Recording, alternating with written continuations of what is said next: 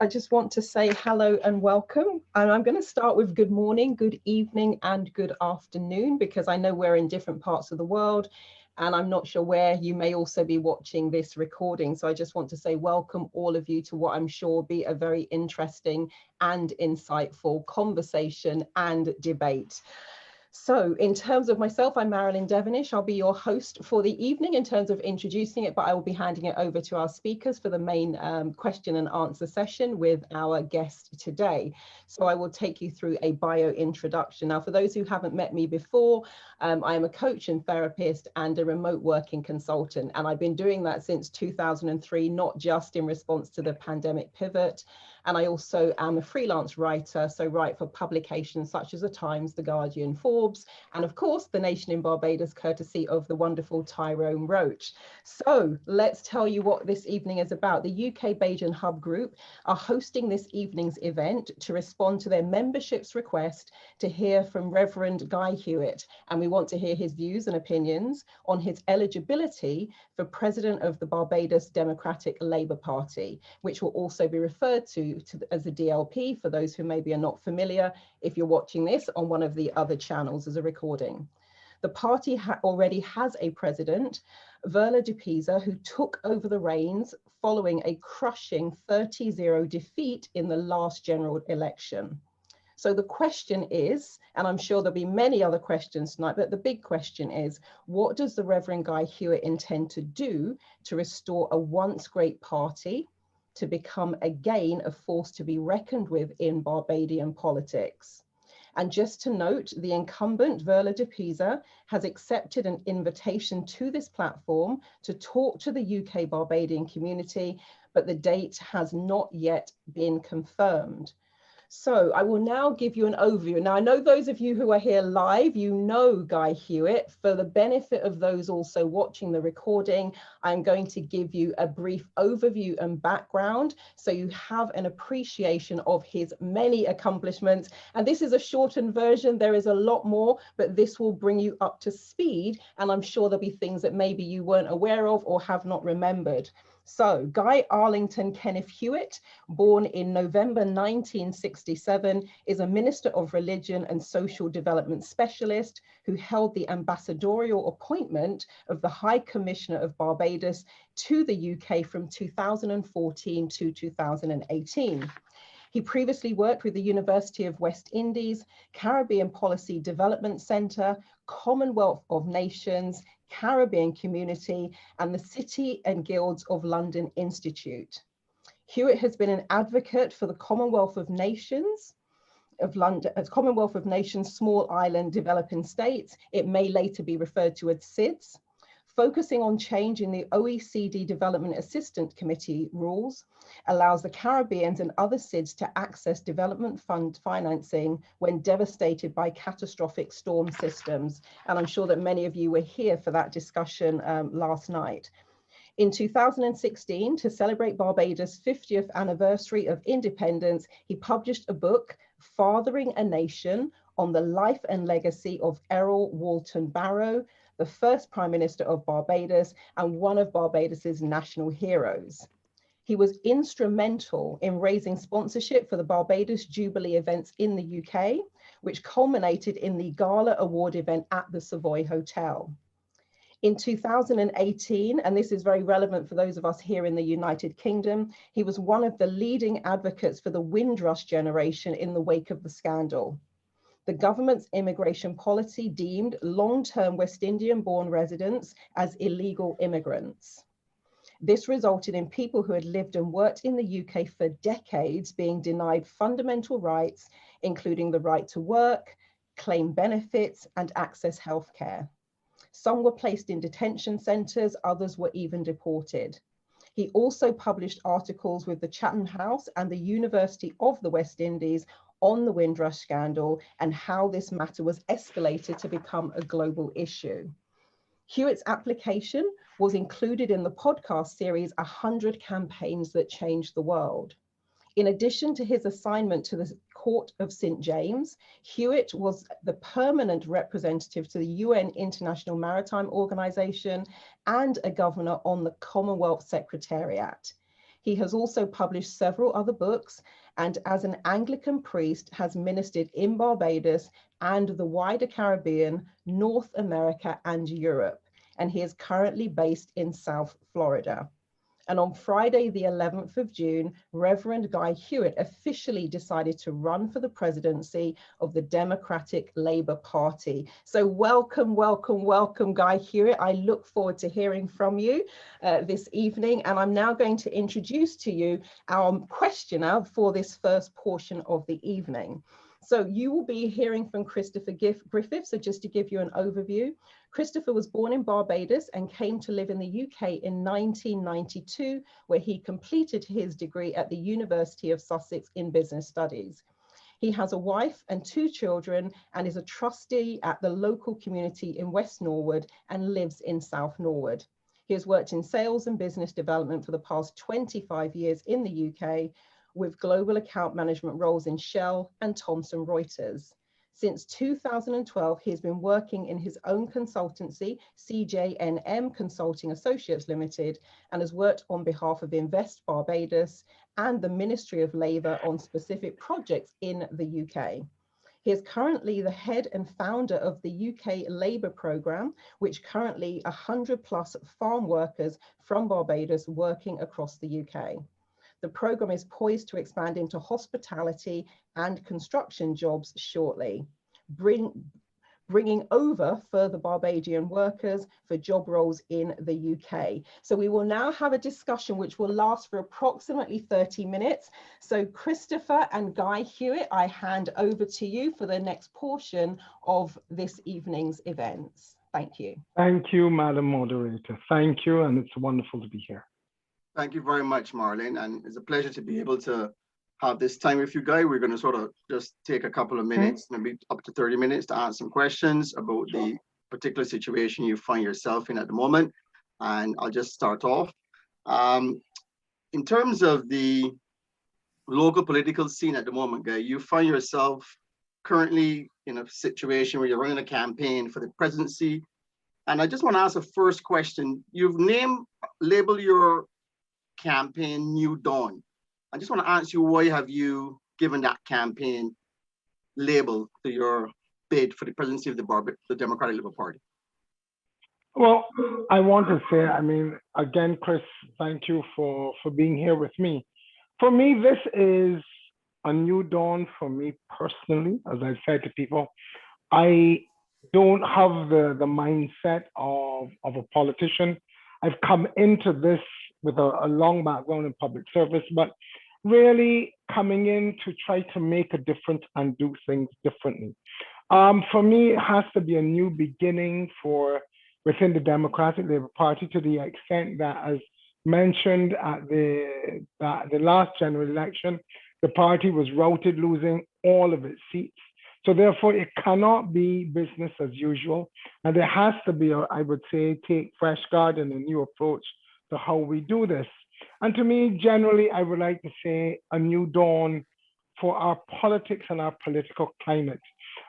Getting beyond what I think has been too much tribalism or increasing tribalism, increasing cronyism, people raising serious concerns on the ground about lack of integrity and lack of integrity legislation, concerns about corruption. So for me, it's really about trying to do things differently. And I would say bringing a fresh approach to politics on the ground. Okay, thanks for that explanation. I can see you have an interesting mandate, because a lot of things that you said there are going to be things that are going to be what I say, sort of a chance to bring a new perspective. So I just want to ask a question about the local political scene, because you're obviously trying to change things, but you obviously have a system there you have to work with.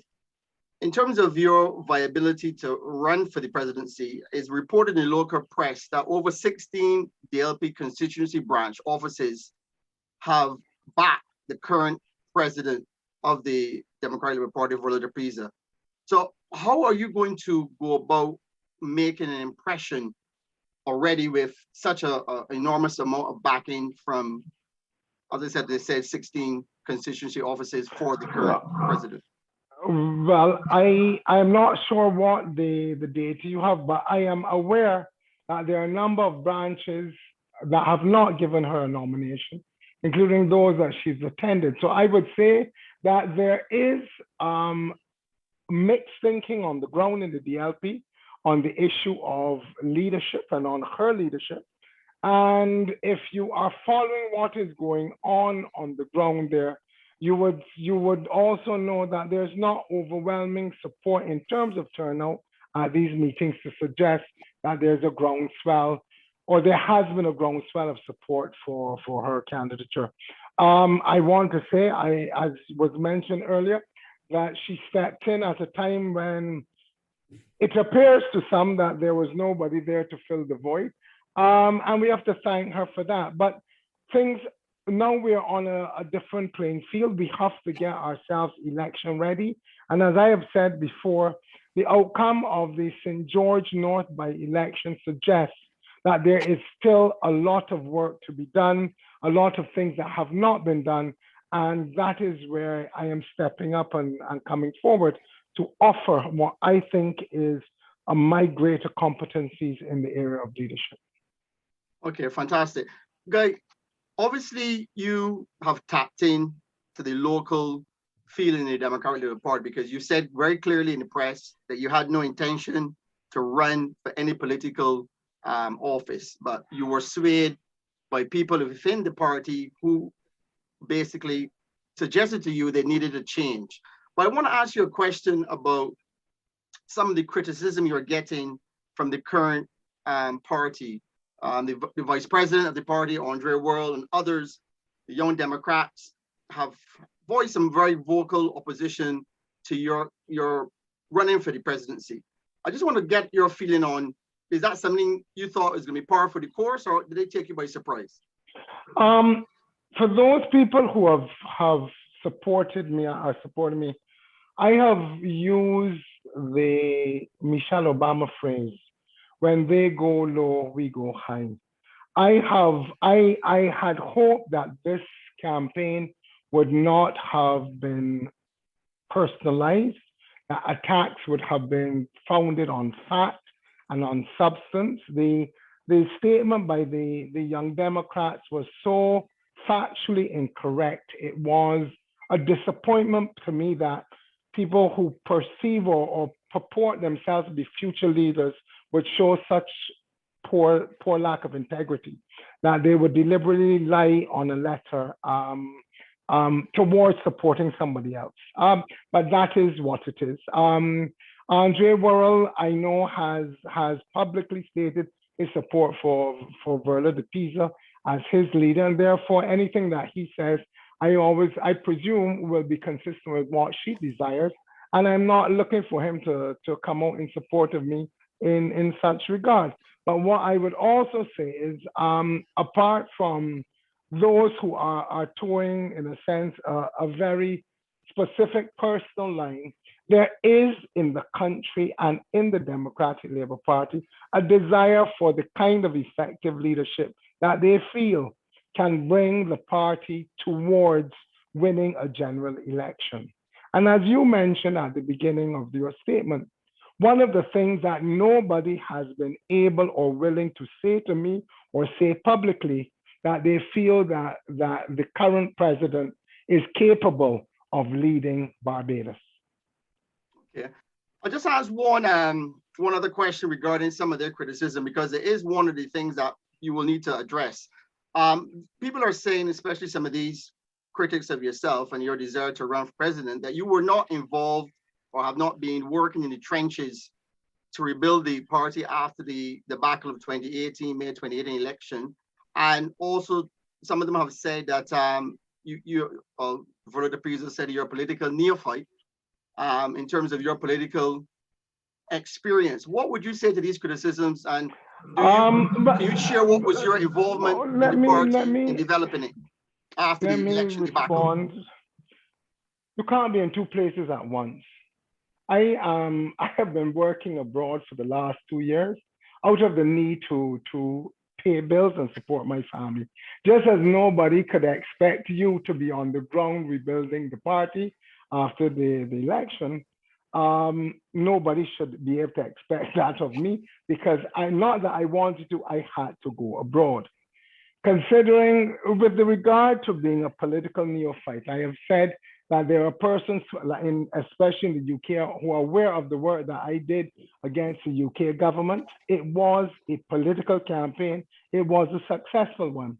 And while, as I said to people before, I have never won an election, I have never lost one or even two. To me, that actually puts me in a much better batting position, because I've actually got the wind behind me. Yes, I just wanted to address that criticism, because I think one of the things that I no, feel... No, that's fine, that's fine. Yeah, that's I think one of the things that I feel is a little bit unfortunate, and I think this is also pertaining to the diaspora. It seems that persons in Barbados generally seem to have a very, I don't know what's the term I can use, but a sort of a inferior approach to people who are Barbadians, who return back to Barbados to contribute. So that's why I wanted to address that criticism, because I think... Well, okay, and this is something that happens.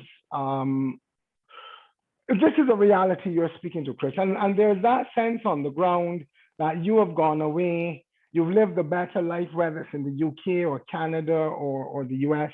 You come back home, and returning nationals often come back home with, you know, a nice house and a nice car and certain benefits. So there is a certain level of resentment, I think, and because of sometimes that absence of communication between what goes on abroad and what happens in Barbados, people can feel that you are once Barbados is out of sight, it is out of mind. But as you know, and as the diaspora abroad knows, they are very much committed to the country. And even though they've had to migrate for whatever reasons, Barbados will always be home.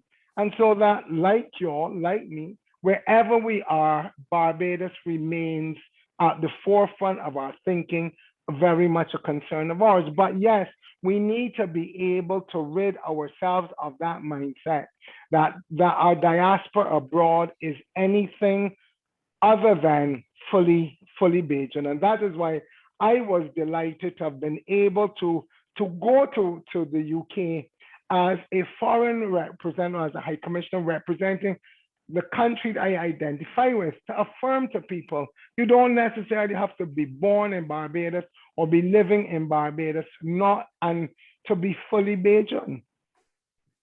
100%. So I want to ask one other question. In terms of your leadership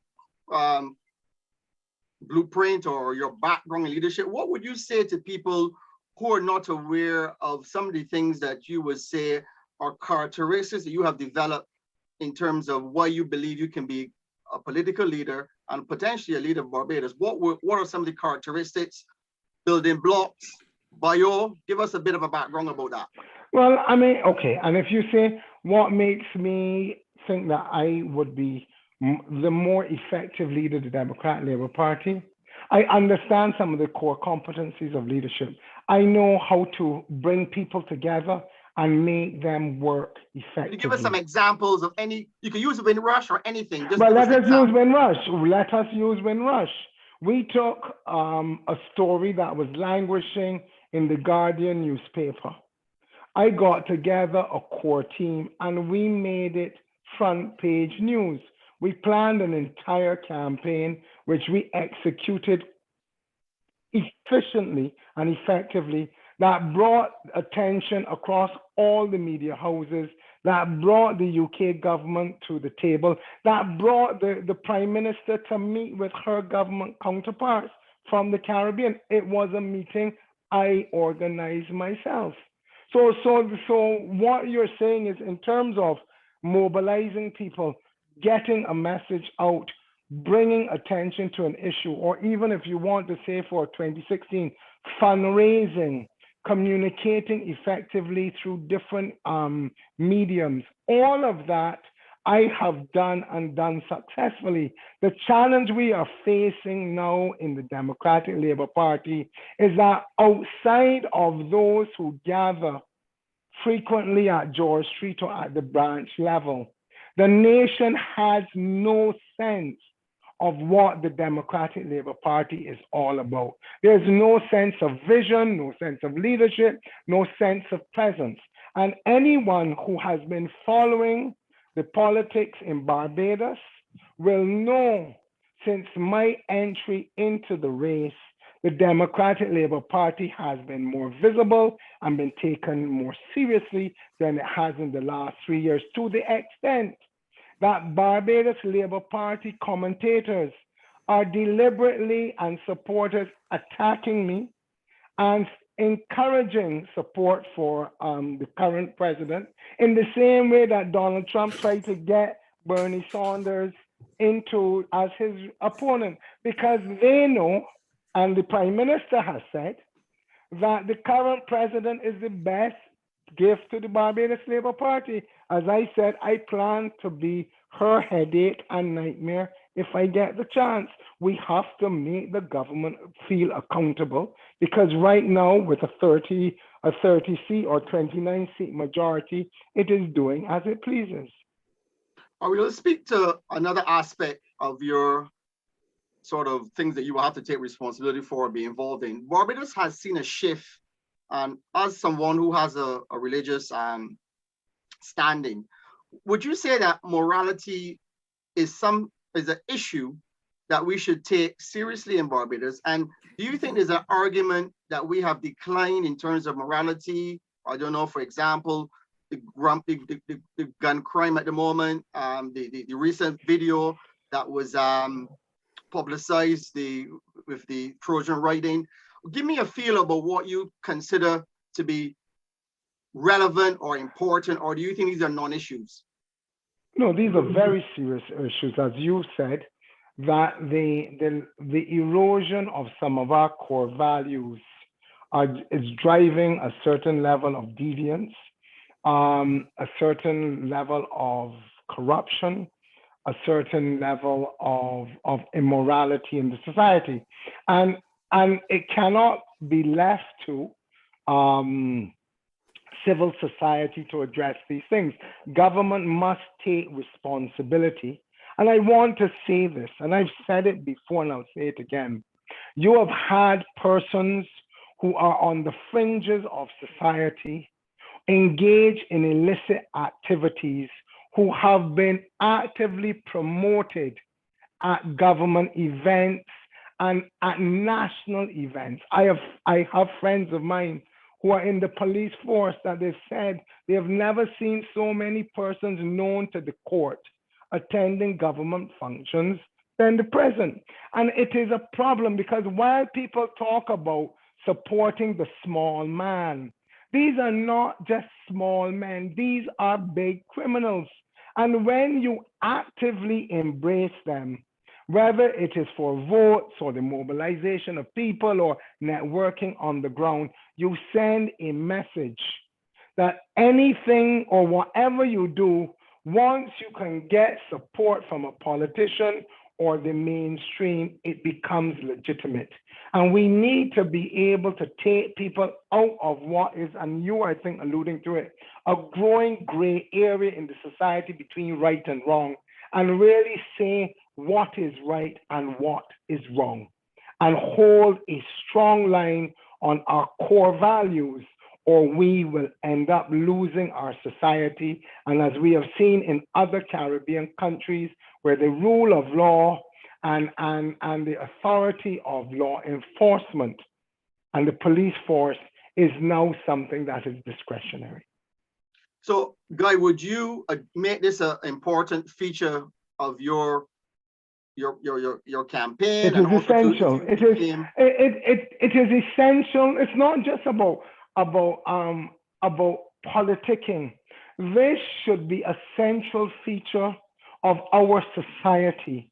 We should be, all of our key stakeholders in Barbados should be speaking to the decline or erosion of our values and the lost attitudes and the important moral principles upon which Barbados has been strong. The notion of pride in industry as a motto has lost its resonance in the society, and we have to act, all of us together, towards recovering that. We've got to instill in our young people, instill in workers, we've got to instill in our community that importance of being conscientious and being your sister and brother's keeper. Well, I must admit, this is not a big issue at the moment in Barbadian society. So hopefully, if it's something that you think Chris, I'm sorry, and if I can, I think it is. I think it is. There was a huge furor following Good Friday actions in the Red Sea. And as you said, that Trojan Rhythm video, there was a huge furor, but people are not speaking publicly on it because of a concern that there may be political sensitivities involved. Okay, all right, that makes sense. All right, I'm going to shift the question to education. You have a background in education, and I want to ask you, how would you address I must admit, it might be something that a lot of Barbadians are not aware of. I only got exposed to this because, as you heard, I'm bringing Barbadian workers up here to work, and some of these skill set that I saw really appalled me. People who, I'll be honest with you, they're not from the what we would call the established schools, but these are people who obviously grew up in Barbados. They have no educational certificates. Some of them could not read properly, et cetera, et cetera. And I was exposed to this. So I'm trying to find out, because I sadly may not have been exposed to the changing educational structure in Barbados, but I now realize there's definitely a great chasm within the Barbadian educational system. How would you go about addressing this? And do you agree there's a big change and a shift that many people are not aware of in terms of the whole educational system in Barbados? Let me say this to you, and as you, when I was working in education, I did an analysis and I realized that less than 20% of the students in our educational system get 5 or more CSEC, or for the UK audience, less than 5 or more, get 5 or more. Less than 20% of those who sit O levels, CSEC, get 5 or more at any one sitting. So it means that 80% of our school cohort leave or finish 5th form without those 5 certificates. This is a serious indictment on our entire educational system, but it does not happen in the secondary schools. When you look at the performance in the 11 plus, what we have is a number of students who are being pushed through a system with serious learning challenges from the primary school level, and that they go through the entire school life. And when they come out, the branding that they have got from primary school or 11 plus or second school, that they are failures, is something that now becomes so ingrained in them that you have to really rework them. There was a phrase here that was made popular in the US with education about no child left behind. We need to take an approach like that, which is very serious, but we cannot deal with education in a vacuum. When you look at the performance in the educational sector now, or 11 plus, even probably at 5th form, you are going to probably be able to find a disproportionate amount of children who are doing well, coming from what we would say middle or middle upper income homes. So what we have to realize is what is part of the reason why students are not doing well is because they may not have an enabling environment at home that supports them. Let us look at this situation in COVID. We did not make it a national priority to ensure that all children in Barbados had access to online learning and learning devices and the internet access to do this. We know that children who, as you're using your phraseology, from the gardens and the heights and the terraces, they are not affected. But for children whose parents are on a limited wage or may have lost their work because of COVID, how did we guarantee this? And so we can be perpetuating a system of failing the children. These are not children failing, the system is failing them. And so we have to go back to an educational system that we can be thankful to our band, the Democratic Party, for really putting in place. But 50 years on, we cannot expect that system to continue to work as it was working 50 years ago. So we need to look seriously at teacher education and training, the modalities for delivery, all of these things, which, if we remember, EduTech was supposed to deliver but didn't. We need to seriously investigate and invest in a 21st century learning system that is going to meet the increasing needs of students who are not academically, or I would say naturally inclined because of sometimes socio and psychological reasons to be able to sit through and pay attention in a classroom setting of chalk and talk for 5 or 10 years of their life.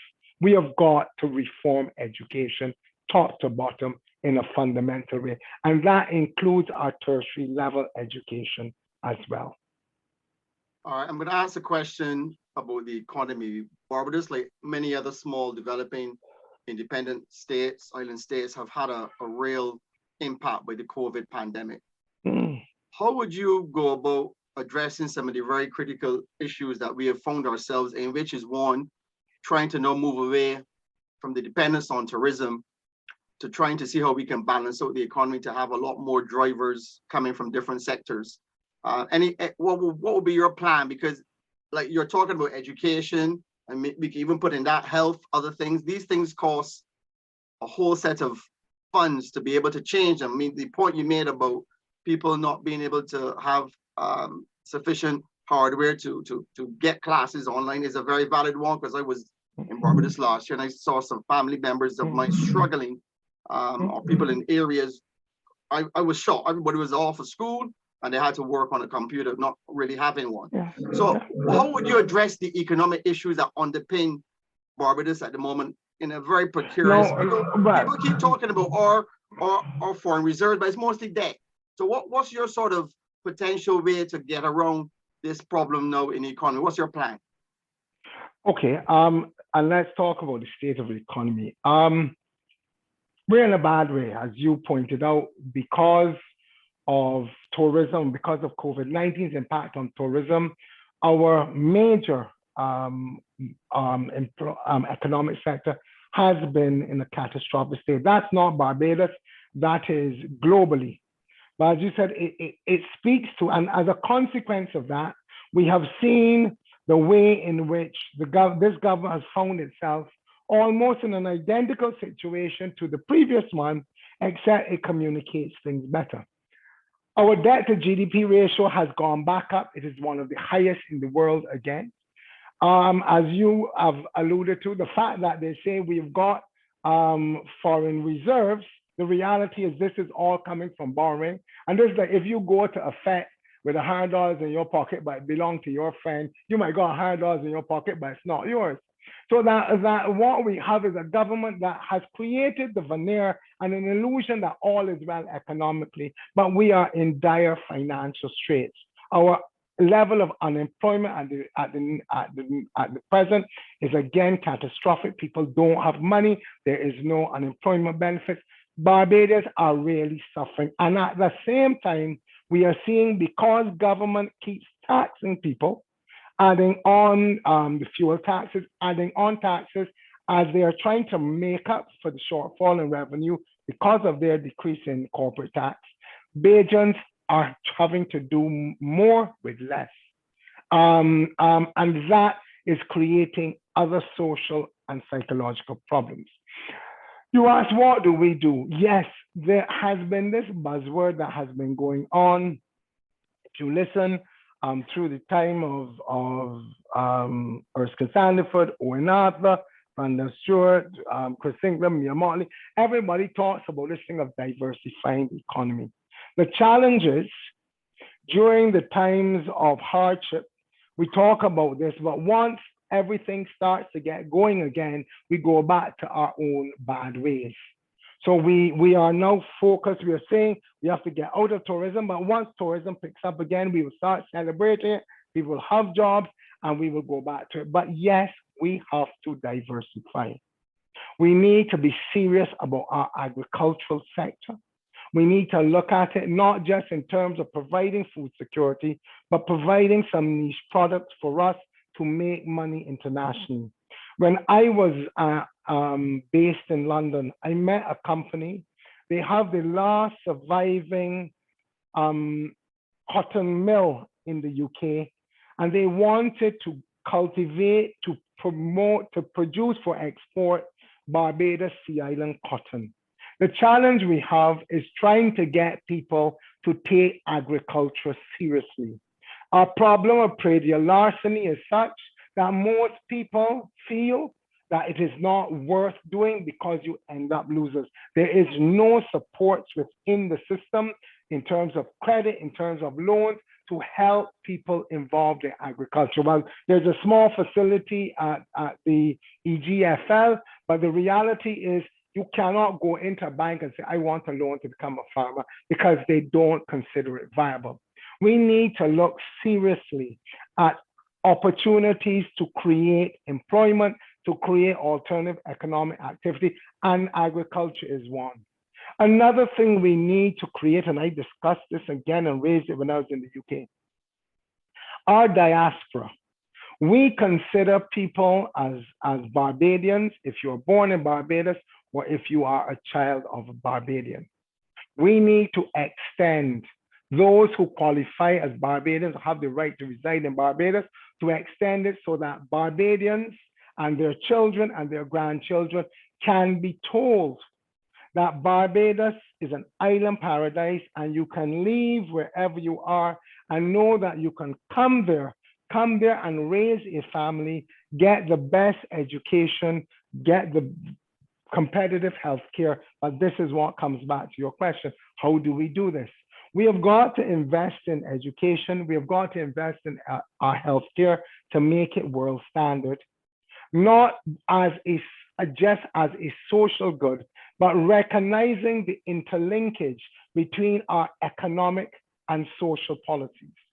When we ask Barbadians to return to Barbados, returning nationals, but we cannot guarantee that if they get ill, they will get a standard of care at the QEH, which is comparable to where they have left, then you've got a problem. Because when people reach those twilight years, which I have now entered and we are all in, they want to know that they are going to get the quality care for themselves. At one point in your life, you're worried about your children's education. At another point, you're worried about your health care. And these are things that Barbados can address because we have had the best health care and the best education system in the English-speaking Caribbean, I would dare say the Caribbean, for a long time. We just need to get back there.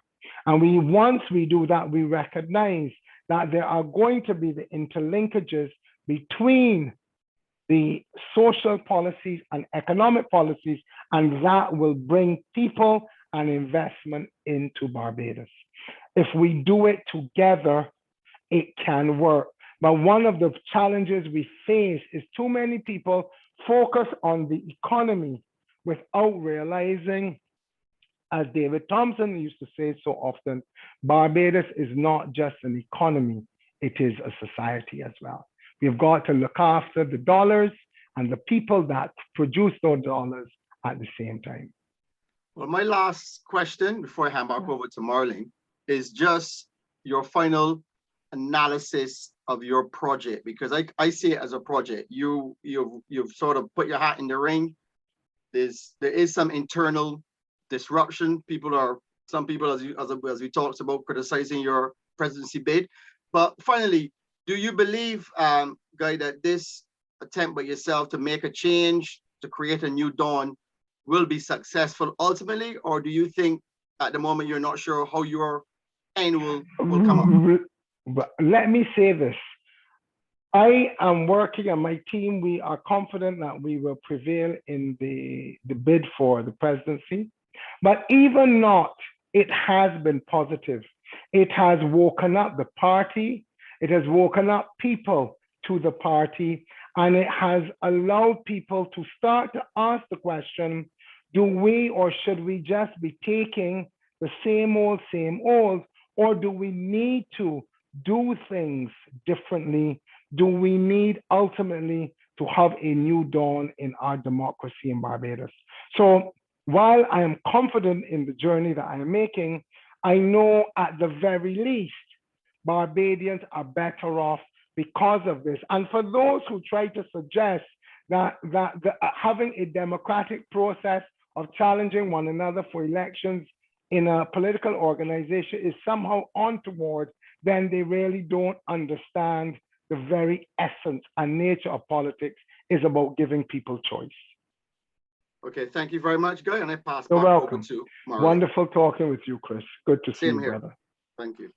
Wonderful. Thank you so much for that. And we have plenty more questions to come. So in terms of the final portion of today, we're going to have a 5-minute break, and then we will return for a 45 to 60-minute Q&A. Now, the preference in terms of submitting your questions is if you would be good enough to switch on your camera if you wanted to ask your question in person, and you can also type your questions into the chat. So you can start doing that now in terms of questions from the chat, and we will go through those. But also, so if you need like 5 minutes to maybe spruce up your hair, put on a different top, please take the time to do so. But we will reconvene in 5 minutes for the live Q&A. So thank you, Christopher. Thank you, Guy. And we will see you after the break. Thank you, Marilyn. Look forward to being with you all again.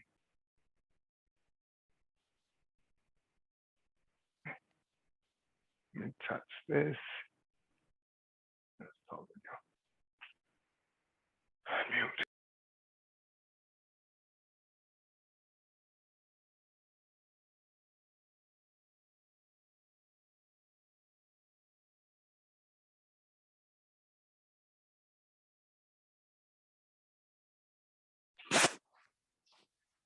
Still, where is the Barbadian music tonight, man? I'm not hearing you. I didn't know what music they set out tonight. I can know be a Barbadian. Colonel Boogie or whatever. It's only 5 minutes, right? It's at the moment 1-1, isn't it? Hello, Ken. How are you? Oh, I'm fine. I'm fine. And what of yourself? I'm okay. I'm going to go now because I've got to get bits and pieces ready. I'm off to London tomorrow with Jessie for her first trip. I'm still waiting to hear back from a friend. Well, and be safe. And you. And I'll see you sometime. Yeah, definitely. And you, Tyrone. Take care. Okay, hi, Helen. Thanks a lot. Thanks. Bye. Bye. Well, Ken, you know good people, man. What do you expect, Tyrone? I thought I would have been a giver. Oh, yeah. I hope you got some tough questions for you. I got some questions that guy, but I'll sit this one out. No, we don't want to sit out. You know, it's, as I said, it's Guy's show, and I'll sit this one. It is not Guy's show; it's our show. But they got 2 questions I like to ask Guy. Effie is very serious with regard to his. Well, when Marilyn comes back, she will invite you to the platform, wouldn't she? To lead in the party, Democratic. Well, you think he likes punishment? Is that what you're suggesting? No, of course not. It's a democratic society. Exactly. He has the right to put forward his case to the people within the Democratic Labour Party. Mm-hmm. And it's their right to decide whether or not they should go with him or go further. Mm-hmm. It's most unfortunate for it's not in this forum. This would have been interesting.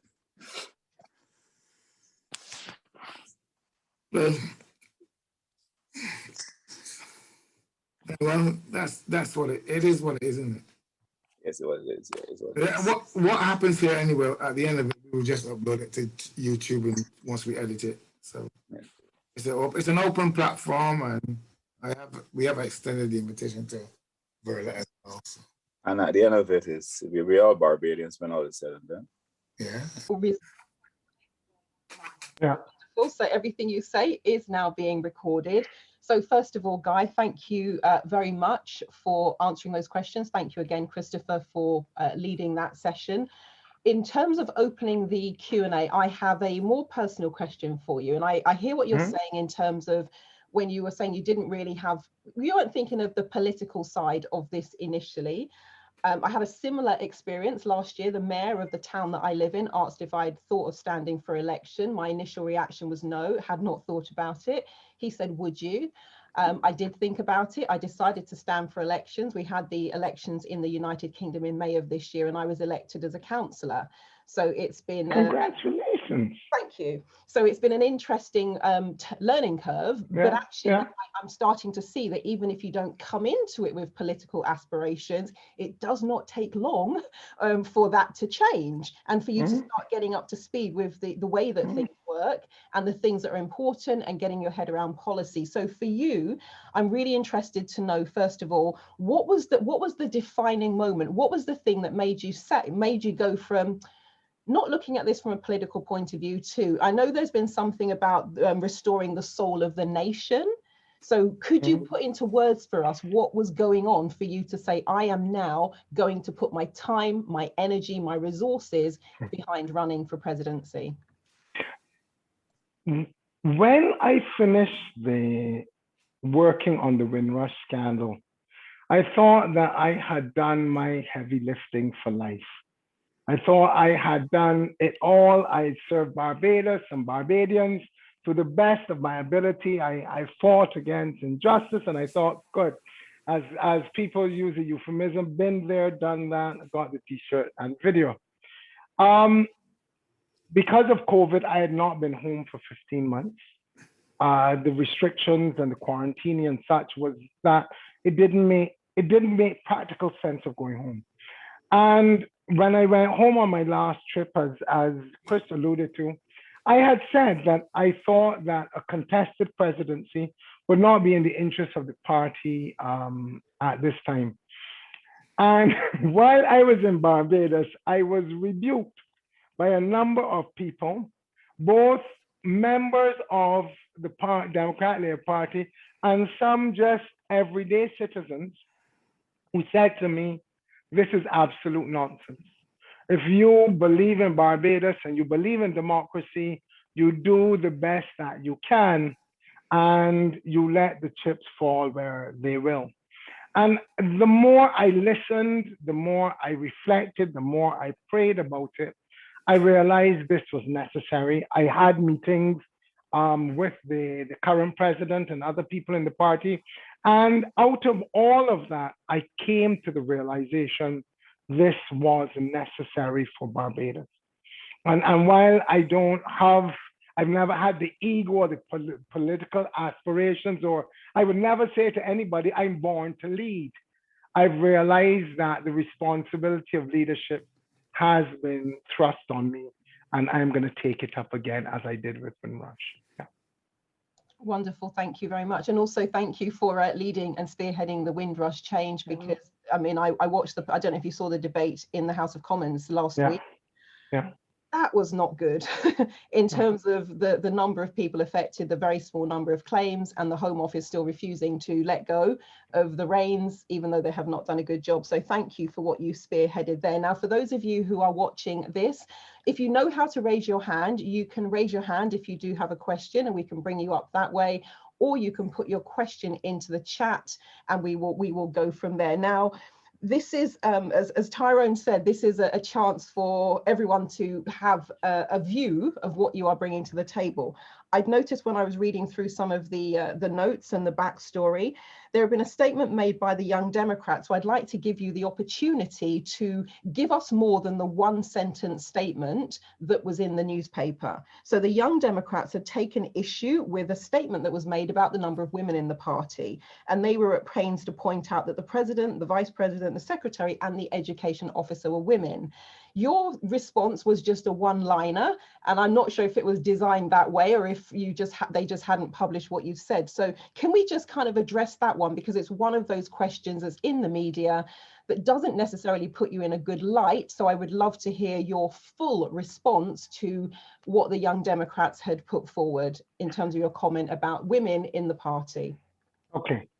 As I said earlier, it is unfortunate that the Young Democrats have not sought to take a neutral position and even speak factually or accurately on issues pertaining to me. It's really unfortunate because, as I said to them in a letter, integrity should inform anything and everything that we do.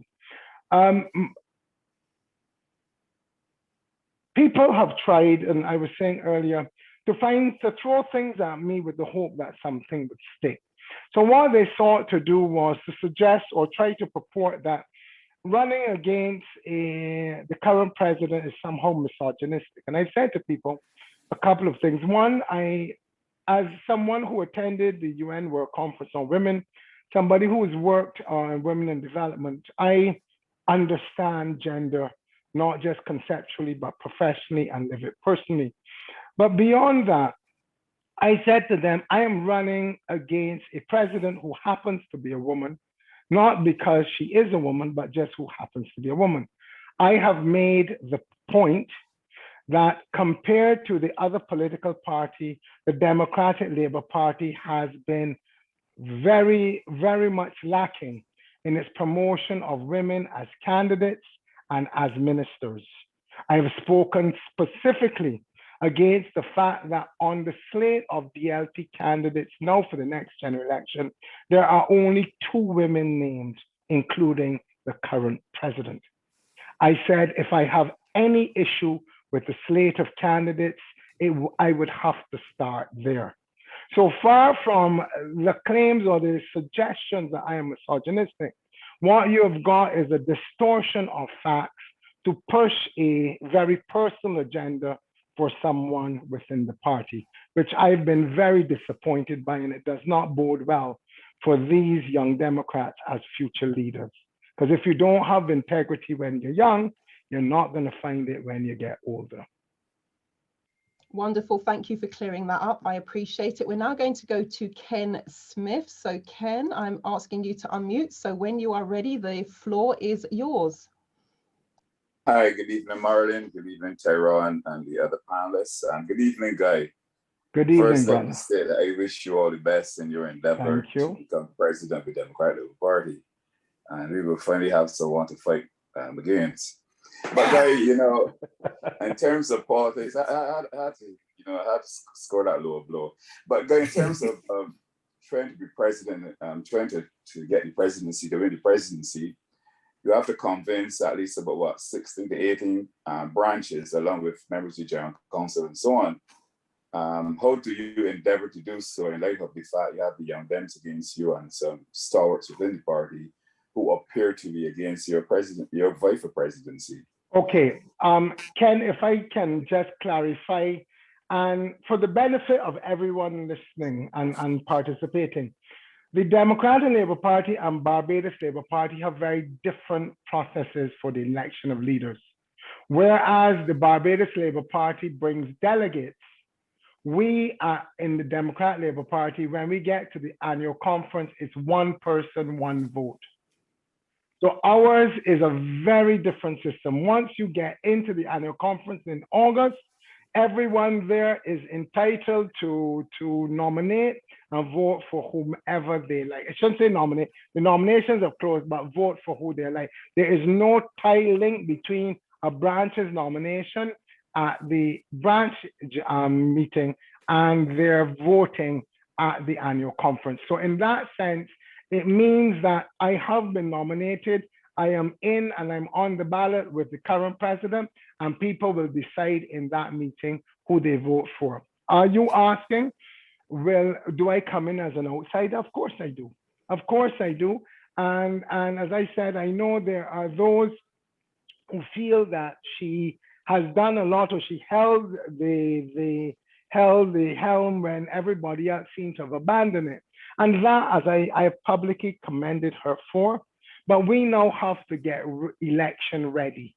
And that has been a challenge we face. I don't know if you have had the chance, but in terms of our being able to communicate effectively, in terms of our fundraising, in terms of our organizing the party itself, there is so much work to be done and no time to do it. And what I bring is those skills. So that is the bid that I am making to the membership, that a vote for me is a vote for a track record in getting things done and leading teams. And I'm hoping that that is going to prevail in August. Well, good luck. I wish you good luck. Thank you, brother. Thank you. Thank you for that question, Ken. And also just kind of following on from there in terms of the skills. Now, you've had a lot of diplomatic experience being here as the High Commissioner. Can you say a little bit more about the skills and experience you bring to the table, given the current lack of direct political experience? It would be interesting just to hear you articulate that. No, okay. And let me say it again, Marilyn. It's not a lack of direct political experience. I sat down at a table across from Theresa May, resolving the matter or dealing with the matter of Windrush. My getting myself and the other Caribbean leaders to the table was my doing. So it's not about direct political. If you're saying electoral experience in the UK, that is fine. That I would concede. But as I said, while I have never won an election in Barbados, I've never lost one or even two. So that does not make me feel any less capable. But what are you asking? What can I do? I know how to effectively communicate, both in the press, but across other media platforms. I know how to fundraise. I know how to motivate people. I have a very strong and solid background in social and public policy. I have, going back to Chris's point, I have said publicly that integrity and decency and things are not words for me, they are a way of life. So I bring what I think is a very comprehensive skill set when it comes to how can you lead and lead effectively. Wonderful, thank you very much. We are going to our next question from the audience. So Andy, now coming to you, Andy Crick. So you should be able to unmute your microphone, there you go. Hi, good evening all. I'm Andy Crick. Got a couple of questions for Guy. The first thing, if you are not successful in getting the leadership, have you got a plan B? What role would you play in the party if you're not leader? I will continue to support the Democratic Labour Party the best way I can. I am running for the post of presidency on the executive. But outside of that, as a member of the Democratic Labour Party, the party has always been able to count on my support. Okay, and the second thing is, if you do get the leadership of the DLP, and you are challenging Mia for the prime ministerial role of Barbados, and you do put a manifesto together, what will be the top 3 things on that manifesto? Sorry, that is about 3 steps too far down the road. Okay. Let me say this, okay? No, I want to say this. And part of it came out, so I can't get for manifesto because that is very specific. But what we have been talking about today, one of those things is looking seriously at how we restructure and diversify this economy so that we don't find ourselves as vulnerable to external shocks as we do currently. One of the other things is to balance that with some effective social policies to meet the needs of Barbadians, education, healthcare in the main, but also with an effective social safety net. And the third thing is dealing with the rule of law, integrity, yet stamping out corruption in Barbados. And I would say, if though you ask me what are the 3 pillars that I feel Barbados needs to be building on, it is those: the economy, the society, rule of law. Okay, so you have kind of touched on what I was hoping you would say anyway, because I've got a problem with integrity and the rule of law in Barbados, and corruption and the handbacks and stuff like that. So the integrity bill, I would hope that would be top of your things to do, and you've said it, so that's yes, fine. that would definitely be one of my priorities. We have to get it. It has been languishing for too long. It has been languishing for too long. And we have to be willing to put, as we say, lack of a better money, our money where our mouth is. We can't just talk about it in order to get votes or try to get support from other interest groups. We have to commit to this with recognizing that it is the corruption and the lack of integrity in public life is coming at a huge social, economic, and political cost. Okay, I will take your word for that. Thank you. I hope you can hold to it. Okay, I plan to hold to that commitment. I will. I'll hold you to that. Yeah. Thank you. You're welcome. Good to see you, brother. Okay. Thank you, Andy. Now we have a question from the chat. So it reads, Guy, you've said regarding Donville Innis that you're not a fair weather friend. However, how does that square with the views you have expressed around morality and integrity? So that is one of the questions in the chat. No. Let me respond to that.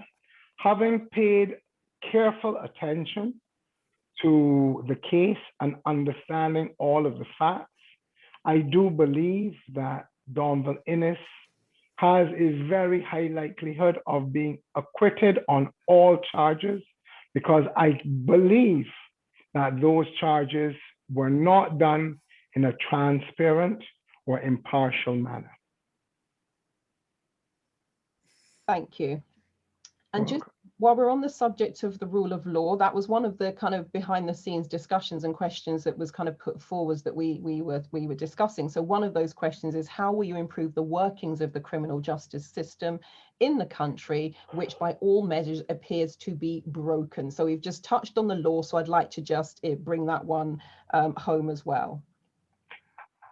I would say to you that like with economic policy, I would need to seek expert advice, because recently we added the number of judges on the bench.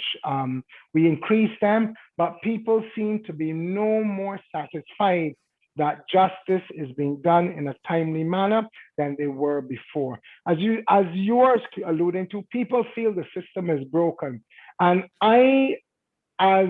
without legal training or being an officer of the court, I would not try to find the solutions on my own, but they have to be found. They have to be found, because it is affects us economically when people cannot get matters resolved. It affects us socially when people cannot get their business concluded. And it is a major priority and a serious impediment in Barbados presently.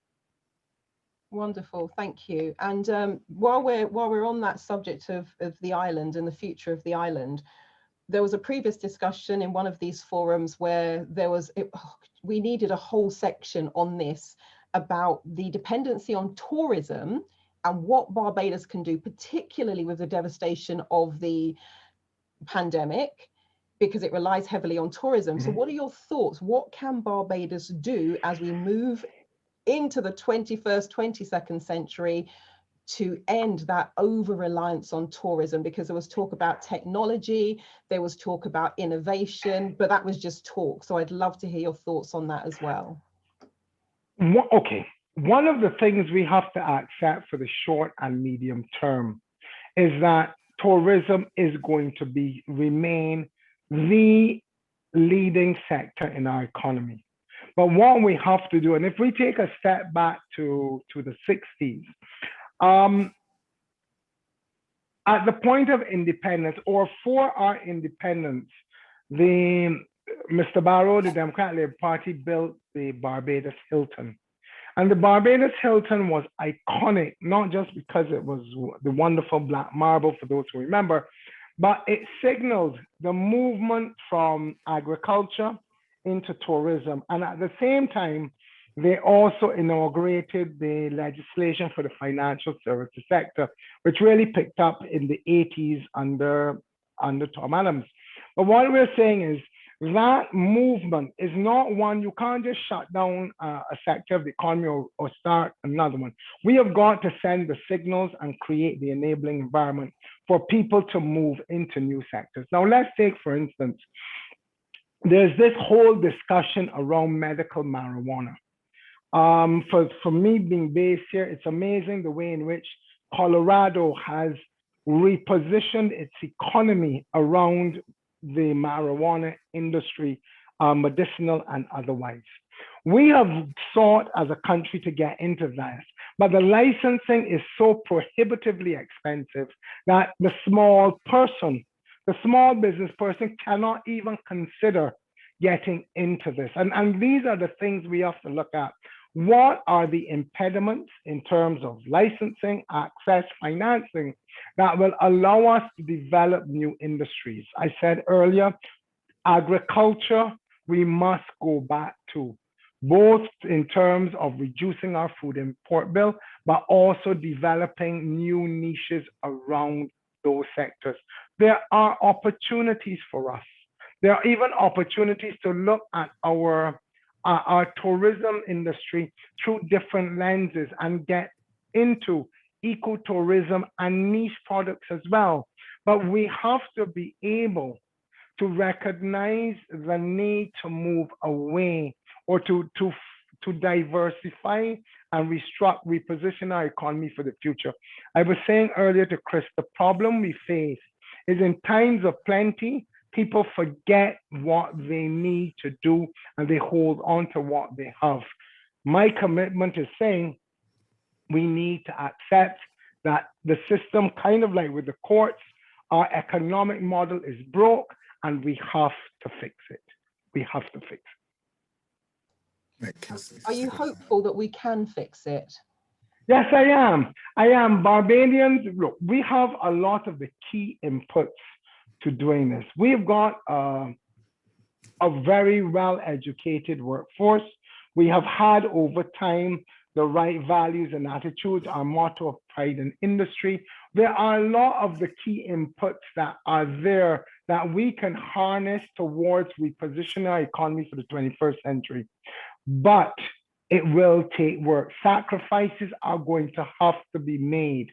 People are going to have to realize we can't just continue doing it the way we did it before. If we are going through educational reform, it's going to be difficult on students, parents, teachers, the whole system. But we have got to accept now that we cannot any longer just hope that things will get better. We have to commit ourselves to making sure they actually do get better. Wonderful, thank you. And I appreciate we've had a lot of your time today. So we're going to be closing in the next 5 to 7 minutes. So for those of you who are in the audience, if you have a question, please bring it forth. One of the questions we had in earlier, so it's a complete change of tack.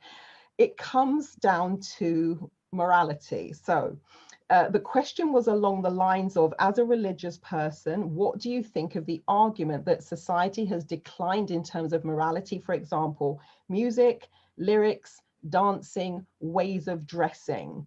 Anything you would like to say on this particular topic? Yes, I mean, as Barbados, like other societies, including the United Kingdom, where I know many people are based, have moved from traditional to more modern societies, as we have moved away from the extended family and community settings, a lot of values have been lost. A lot of attitudes have shifted, some for the better, some for the worse. There is an element of nostalgia that wants, kind of compels us to want to get back to the old time. But the reality is we can't recover that. And if we we are critical. Those old times were not always good old days. There were a lot of problems tied into them as well. What we have got to do is find ways of infusing, especially our young people, but our wider society, with those values. So a generation ago, you could have presumed that because somebody was involved in extracurricular activities and went to church and engaged with extended family members, there were certain competencies about being parts of teams, respect for adults, certain moral standards that were communicated and they acquired because of these community connections. That's not the reality anymore. So what we have got to do is look at our educational system. And accepting that there is a societal problem, begin to work out how are we going to insert some of these competencies, into the system, so that our younger generations, as they come through the system, are more likely to acquire them than they are today. One of the things we have to do as well is that, again, we have had for generations an array of social services, the National Assistance Board and the Welfare Board and the Child Care Board and this board and that facility. They are not working together. There is a lot of duplication.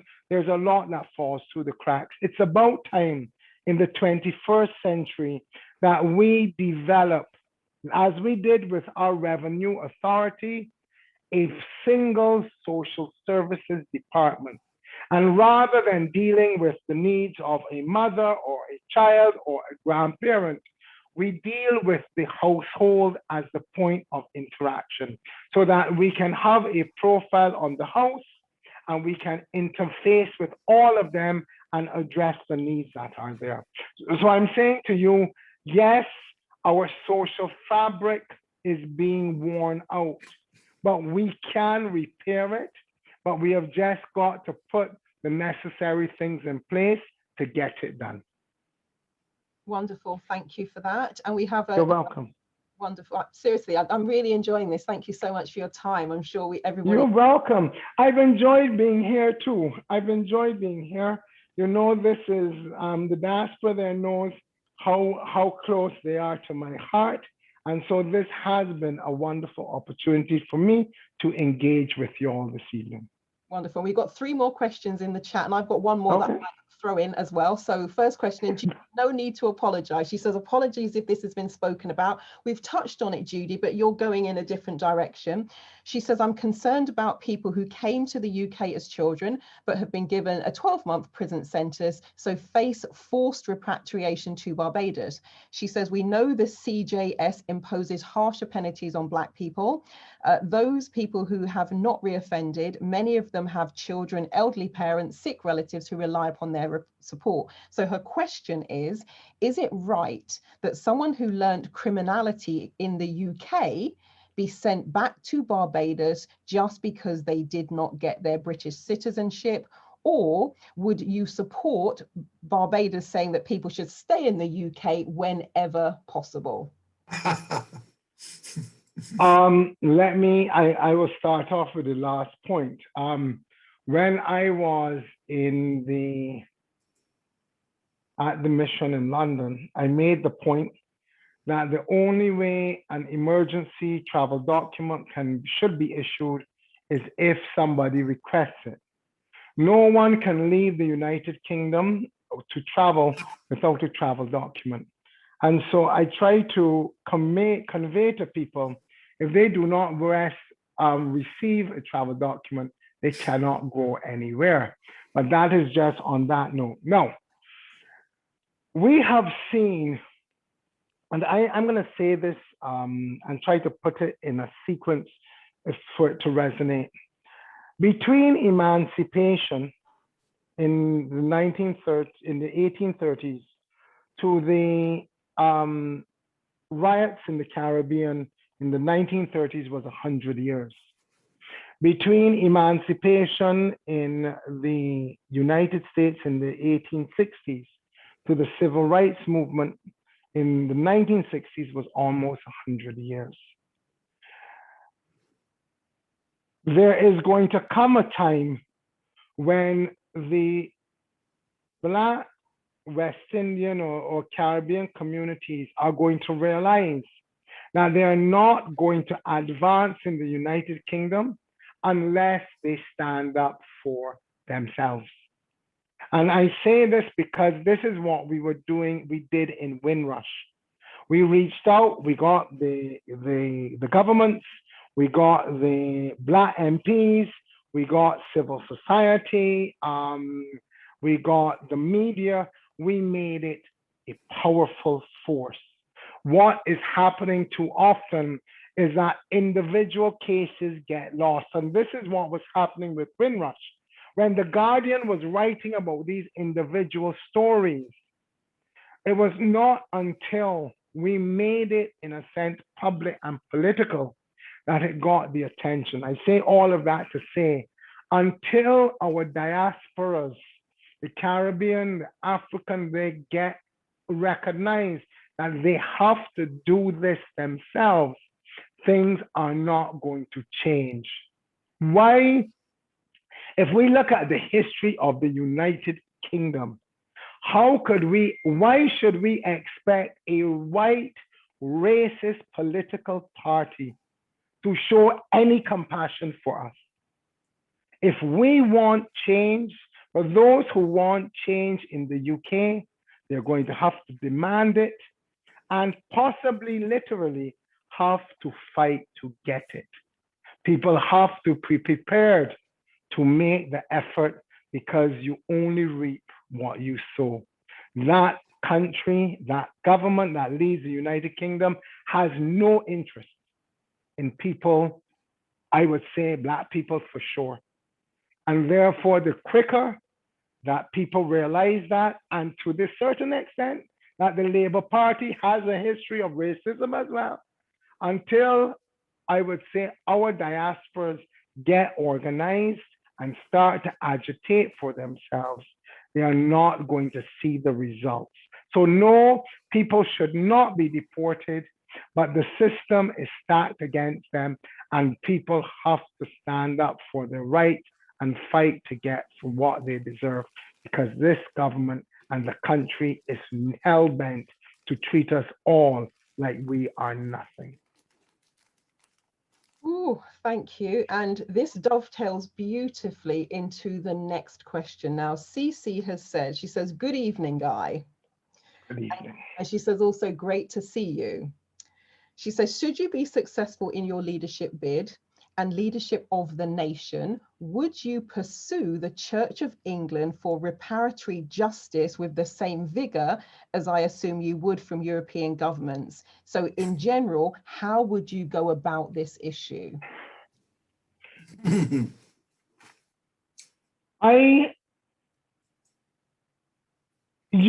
me put it this way. If you all realize, Mr. Barrow, who I think I have higher regard for than any other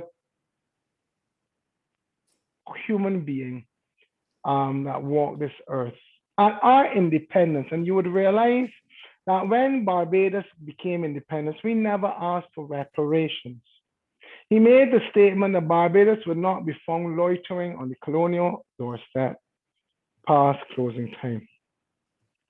Our Constitution refers a preamble of the 1651 Declaration of Independence. And it is not, in a sense, accidental, because what Mr. Barrow did was took his view of history from when Barbados would have been settled, and all through when the country would have not been ruled in the interest of the Black majority, the enslaved at that time. He still saw that as part of our history. So I say that to come back there. In the 21st century, not only if the United Kingdom is not prepared to treat people in the United Kingdom who are by law and morally its children and its citizens, can Barbados expect to get anything from them? So I would say this, my energy would be spent on trying to pursue what I feel are attainable causes. I would make, and anyone who wants to make these moral arguments, I would so engage, and I would speak against the historic injustices that Barbadians suffered at the hands of the British. But I would not make this a priority, because I can say this, that I have no sense that Barbados would receive any compensation from anyone. And if we are going after the church, we would have to start with the state as well. David Cameron in 2015 told the Caribbean to move on. Britain has no interest in this. At the international conference in 2000 on racism, the UK, the US, major European powers refused to even acknowledge that slavery was a crime. There's no compensation that we are getting. We have to go forward on our own. We have to put our hand to the plow and press forward the best way we can. There's nobody that is going to help us out if they have a choice. And this is why I say to those in the UK, those who belong legitimately to the country, you are going to have to fight for what you deserve. Wonderful, thank you. And my final question, and Tyrone has a couple that he would like to ask of you before we close. One of the questions I was thinking, because if it hasn't already happened by the time you come into power, into leadership, Queen as head of state, what are your thoughts on this one? Because we've had big debates about this. I've said emphatically, it's time for us to move on. It is time for us to move on.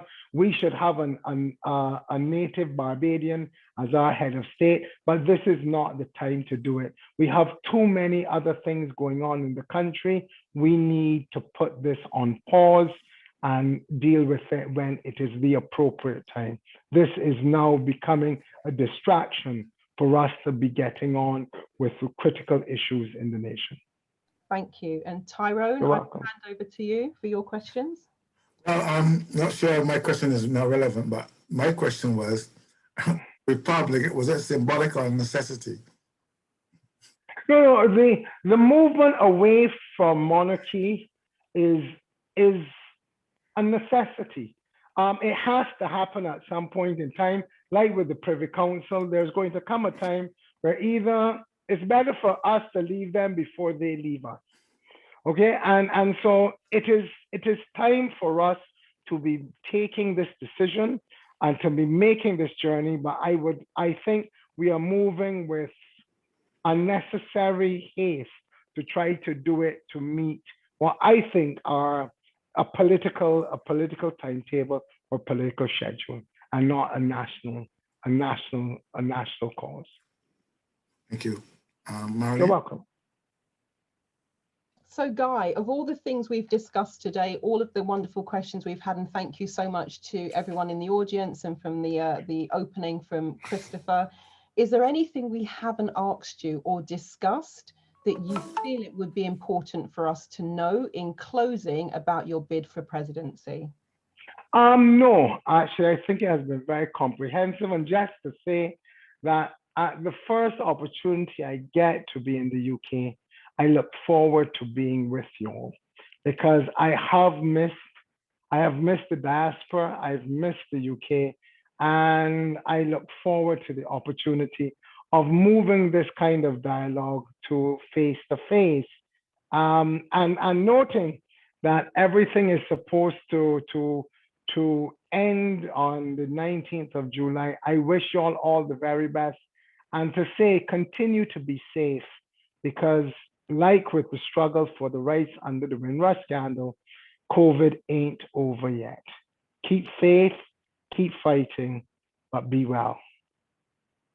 Guy Hewitt, thank you so much for your time today.